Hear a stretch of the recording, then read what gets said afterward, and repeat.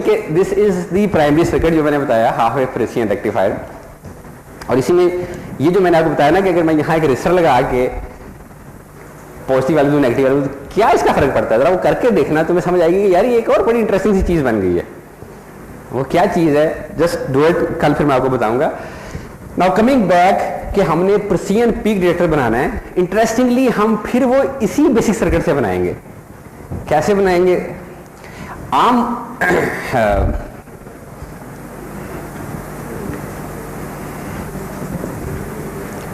तो हमारा ये सर्किट जो है वो यहाँ पे वी इन आर,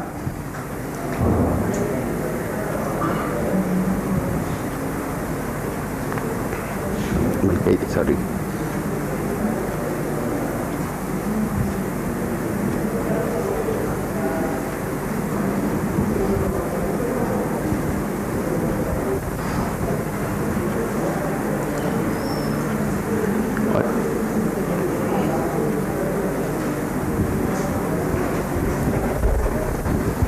ये हमारा सर्किट था।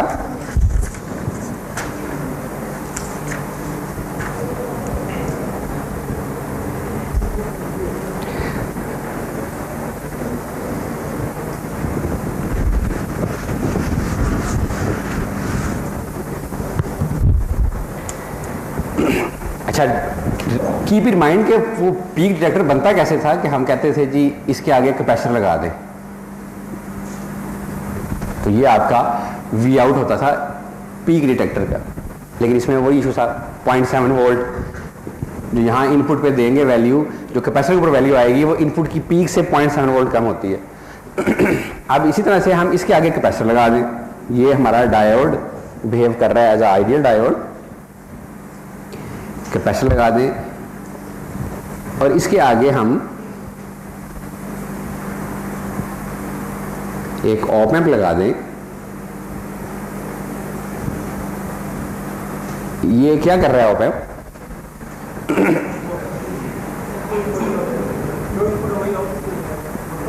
मतलब सिंपली बफर के तौर पे काम कर रहा है ना। बेसिकली सिर्फ इस कैपेसिटर के आगे लोडिंग को अवॉइड कर रहा है। ये बिल्कुल वैसे ही है कि अगर मैं इसके आगे एक रजिस्टर लगा दूं तो अब ये पीक डिटेक्टर नहीं रहता, क्योंकि अब जो कैपेसिटर पे चार्ज आएगा वो इसके थ्रू डिस्चार्ज होना शुरू हो जाएगा। किस वक्त?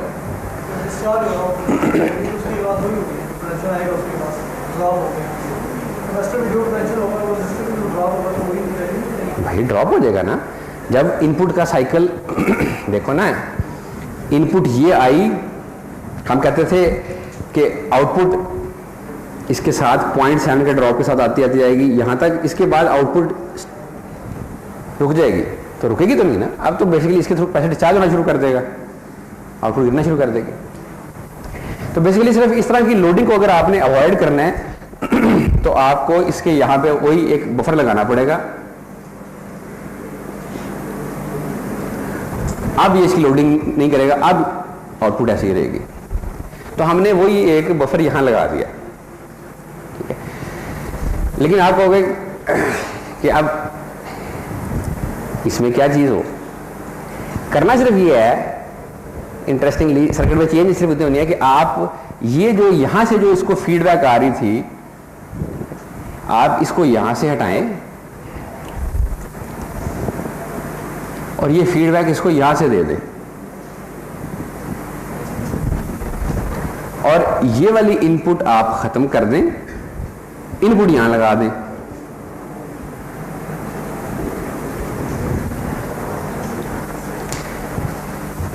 ये अब आपका प्रेसिजन पीक डिटेक्टर बन गया। कैसे बन गया? सपोज करते हैं कि सिग्नल ये बढ़ रहा था, ठीक है।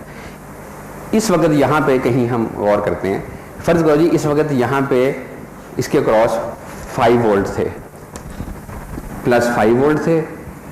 अब यहां पे जब वोल्टेज बढ़ेगी और 5.1 वोल्ट होंगे तो होगा क्या? यहां पे 5.1 वोल्ट, एक्सक्यूज मी, ये डायोड फॉरवर्ड बाइस होगी या रिवर्स बाइस होगी? क्योंकि आप ये गौर करो कि जिस वक्त इस पे 5 वोल्ट थे यहाँ पे भी कुछ थोड़ी सी वोल्टेज होगी जो पॉजिटिव होगी। पॉजिटिव कितनी होगी? 5.7 वोल्ट होगी यहाँ पे। इसका डायोड है ना ये इसका। जब यहाँ 5.7 होगी और उस वक्त यहाँ पे भी 5 वोल्ट थी तो ये फॉरवर्ड बाइस था। अब जब यहाँ 5.1 हो गया, ये डायोड, पहले वाली सिचुएशन एज्यूम करो ना कि ये अगर ये डायोड फॉरवर्ड बाइस था तो ये नेगेटिव फीडबैक आ रही थी। इसको यूं देखना चाहें यूं देख लें या यूं देखो, यहां पे +5 वोल्ट थे, यहां पे क्या वोल्ट थे? +5 वोल्ट थे। तो फिर यहां पे क्या वोल्ट होंगे? क्योंकि इसमें से करंट तो फ्लो तब कर सकती है अगर वो इधर से आगे जा सके, इधर से जा नहीं सकती डायोड में से। इसका मतलब डायोड उस वक्त ओपन होगा। डायोड ओपन है तो इसमें से तो कोई वोल्टेज ड्रॉप ही नहीं हो सकता। इसका मतलब यहाँ पे यही वाले आपके 5 वोल्ट आ गए। यहाँ 5 वोल्ट है, यहाँ पे 5.1 volt ED positive. ED positive तो यहाँ पे पॉजिटिव वोल्टेज आ जाएगी। ये पॉजिटिव वोल्टेज जो आ रही है, अब अगर आप इसके थ्रू जो यहाँ से नेगेटिव फीडबैक क्लोज होती थी, अब अगर आप इसको यूं देखो कि बेसिकली ये डायोड के थ्रू यूं करके एक नेगेटिव फीडबैक बन रही है, क्योंकि ये तो सिर्फ बफर है। तो इट इज जो रजिस्टर यहां लगाया था ना, इसीलिए उस रजिस्टर को यहां से उठा के हम आगे ले गए, लेकिन नेगेटिव फीडबैक में फर्क नहीं पड़ा क्योंकि इस पॉइंट पे वोल्टेज वही है जो इस पॉइंट पे वोल्टेज थी। तो मैंने बजाय रजिस्टर की यहां लगाने के, जैसे यहां लगा हुआ था, मैं इसको उठाया, इस जगह ले गया, फर्क तो कोई नहीं पड़ा टेक्निकली। लेकिन अब चीज क्या हुई है कि ये बेसिकली इसके थ्रू एक नेगेटिव फीडबैक क्लोज हो रही है, जिसकी वजह से ये सर्किट बिहेव कर रहा है एज दिस सर्किट, सॉरी,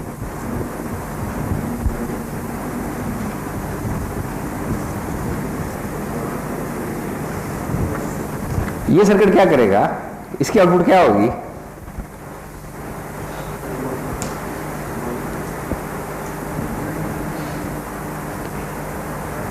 यार इस सर्किट में और इस सर्किट में क्या फर्क है?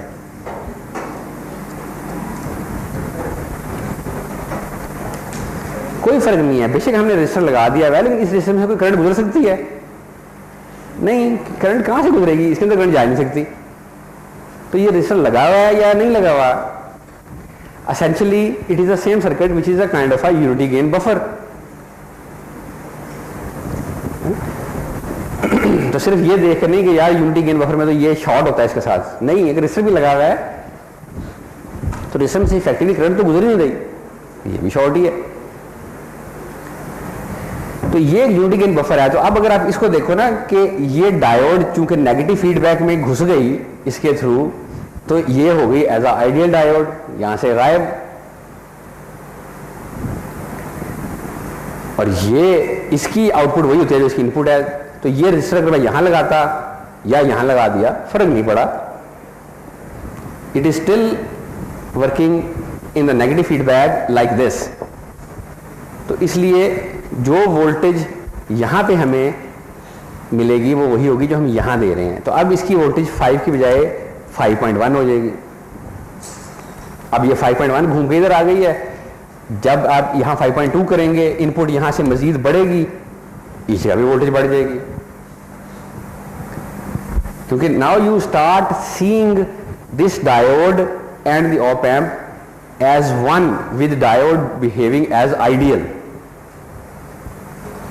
यहां पे आपकी वोल्टेज बढ़ती जाएगी, बढ़ती जाएगी, बढ़ती जाएगी यहां तक। फर्ज करो ये 10 वोल्ट से,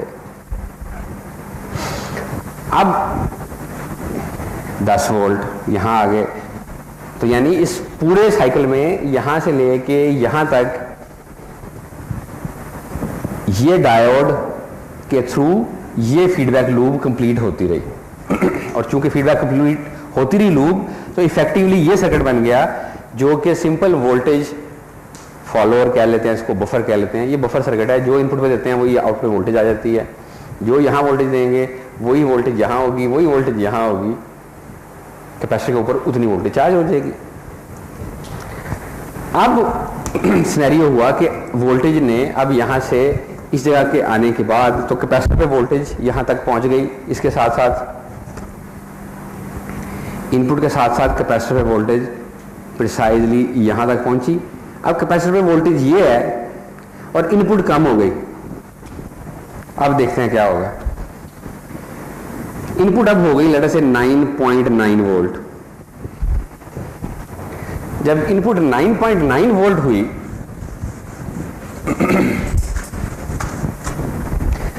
तो सिनेरियो क्या हुआ, यहां पे 10 थी, यहां पे 10 थी, यहां पे 10 थी, इनपुट होगी 9.9, ईडी हुई नेगेटिव। उसने कहा जी आउटपुट को करें negative. Now once we make the output negative, ये डायोड यहां पे लगी हुई थी, यहां पे इसके आ रहे थे 10 वोल्ट, यहां पे 9.9 वोल्ट, ठीक है। ये डायोड फॉरवर्ड बायस हो जाएगी। देखो ना अगर ये डायोड ओपन रहे तो ईडी 10 यहां पे 9.9 यहां पे, ईडी हो जाएगी -0.1, -1.1 मल्टीप्लाइड बाई 1 लाख, तो ये तो -12 में जाने की कोशिश करेगा। लेकिन अगर ये माइनस में जा रहा है 12 पे जाने की कोशिश करेगा तो ये डायोड फॉरवर्ड बायस हो जाएगी। जो ही डायोड फॉरवर्ड बायस होगी सिनेरियो ये बन जाएगा। सिनेरियो जब ये बन जाएगा, चूंकि यहां पे वोल्टेज है 10 वोल्ट और डायोड ने अपने तो 0.7 खाना ही है ना, तो यहां पे वोल्टेज एक्सेल में आए होंगे 9.3 वोल्ट। अब ये डायोड जो है इसमें सॉरी 9.3 कह रहा हूं, 9.9 वोल्ट आए होंगे अब यही वाले। ये डायोड जो है ये अब रिवर्स बायस हो गई क्योंकि यहाँ 10 वोल्ट है, यहाँ 9 वोल्ट है, ये ओपन हो गया। जब ये ओपन हो गया तो कैपेसिटर तो जो चार्ज है वो पकड़ के बैठा रहेगा। कैपेसिटर तो डिस्चार्ज ही कर सकता ना, इधर से करंट इससे डिस्चार्ज हो सकती है ना इधर से डिस्चार्ज हो सकती है। यहाँ 10 वोल्ट ही रहेंगे, इसलिए आउटपुट 10 वोल्ट पे ही रहेगी।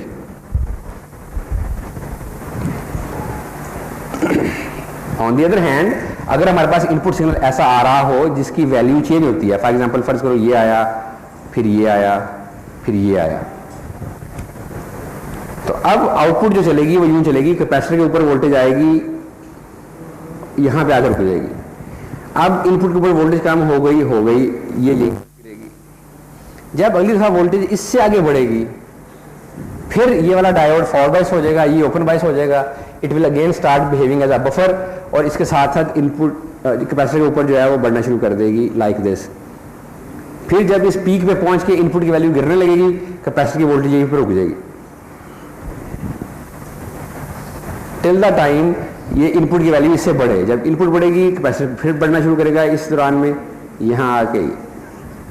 तो ये जो मैंने ब्लैक पार्ट बनाया है ये वो पार्ट है जिसमें कि आपका ये वाला डायोड कंडक्ट कर रहा होता है और ये वाला डायोड ओपन हुआ होता है। इसलिए ये पूरी चीज as a feedback, negative feedback काम करती है और आपका ये एज अ बफर बन जाता है। जो वोल्टेज यहां होगी वही वोल्टेज कैपेसिटर पे आ जाएगी, वही वोल्टेज आउटपुट पे आ जाएगी and so on and so fourth. लेकिन जब एक दफा कैपेसिटर से वोल्टेज कम होना शुरू होती है इनपुट पे, तो फिर ये डायोड ओपन हो जाता है, ये डायोड शॉर्ट हो जाता है, उसकी वजह से ये फिनोमेना यूं काम करना शुरू कर देता है। तो यू सी ये पीक डिटेक्टर बेसिकली क्या करता है, ये आपको बताया था कि क्या कभी जो आपकी मैक्सिमम वैल्यू वोल्टेज की आई थी वो क्या थी। यानी अगर आप कभी देखना चाहें ना कि हमारे घर में या किसी जगह के ऊपर सिग्नल वेरी कर रहा है, तो आप कहते हैं यार मैं एक सर्किट लगा दूं जो कि जब मैं कल सुबह आऊँ तो मुझे बताया कि इस दौरान में वोल्टेज की किसी वक्त अगर फ्लक्चुएशन होती रही थी तो मैक्सिमम वैल्यू वोल्टेज की आई थी। तो वो ये पीक डिटेक्टर सर्किट है, ये आपको बता देगा कि जनाब किसी वक्त भी कभी पीक डिटेक्टर वो पीक पकड़ के बैठ जाएगा जो कभी भी पीक आई थी, उसको हाईएस्ट वैल्यू जो इनपुट की कभी भी आई थी कैपेसिटर वो वैल्यू पकड़ के बैठ जाएगा। ये सर्किट वहां पे बात बड़ा यूजफुल होता है जहां पे ना आप कोई पीछे से सिग्नल पकड़ रहे होते हैं और सिग्नल के ऊपर बहुत ज़्यादा नॉइज़ होती है, तो आप स्कोप पे देखो तो आपको इस तरह से देख नहीं सकते, लेकिन आपको खतरा ही होता है कि यार मैं ये सिग्नल दे रहा हूँ अपने आगे TTL लेवल गेट के ऊपर, तो पता लगता है कि जब मैं गेट लगाता हूँ कुछ अर्सा लगता है गेट सड़ गया, जब गेट लगाया गेट सड़ गया, तो आप सोचते हैं मसला क्या है। तो वहाँ ये आपको कंसर्न आता है कि कहीं ऐसा तो नहीं कि किसी वक्त जो मेरी पीछे से इनपुट आ रही है इसके ऊपर कोई नॉइज़ आती है और वो 8-10 वोल्ट की नॉइज़ आ जाती है, क्योंकि अगर इनपुट के ऊपर इतनी वोल्टेज आ गई तो ऑफकोर्स गेट तो फटक जाएगा। वहाँ फिर अगर आप डीबग करने के लिए, सोर्स पकड़ने के लिए प्रॉब्लम का, अगर ये सर्किट लगा दें पीक डिटेक्टर और जब दोबारा आपका वो गेट उड़ जाए तो आप आगे इसकी वैल्यू देख लें। अगर इसके ऊपर कोई 8-9 वोल्ट आए हैं तो आप कहते हैं समझ आ गई कि गेट उड़ इसलिए रहा था कि नॉइज़ आती थी और इस पे इसकी इनपुट पे किसी वक्त इतनी हाई वैल्यू की वोल्टेज आई है जिसे पकड़ लिया। तो ऐसी जगहों के ऊपर ये सर्किट पीक डिटेक्टर काम करते हैं। बहरहाल इसकी और कई एप्लीकेशन हो सकती हैं, और भी इसके बड़े सर्किट्स हैं जिसमें डायोड लगे हुए हैं। जैसे मैंने आपसे शुरू में कहा था कि ये ऑप एम्प एक ऐसी यूनिवर्सल किस्म की चीज़ बनी है एनालॉग इलेक्ट्रॉनिक्स में कि इससे आप वाइड स्पेक्ट्रम ऑफ सर्किट्स बना सकते हैं, जिसमें से आपको कुछ जो मोस्ट कॉमन सर्किट इस्तेमाल होते हैं, filters, amplifiers, differentiator, integrator, comparators, threshold comparator, level comparator, window comparator और ये प्रेसिजन डिटेक्टर, प्रेसिजन रेक्टिफायर्स, ये मैंने आपको फ्लेवर दे दिया।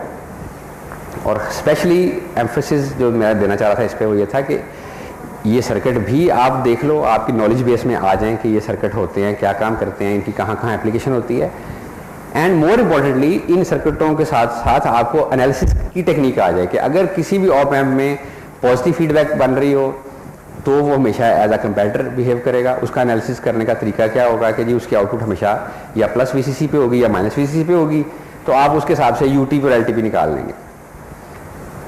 अगर उसकी नेगेटिव फीडबैक होगी तो it is operating in a linear region as amplifier, उस केस में ED इज 0, ये जूम करके आप एनालिसिस कर लेते हैं। और थर्ड थिंग ये कि अगर कभी डायोड आ जाए नेगेटिव फीडबैक के अंदर तो basically diode starts behaving as an ideal diode.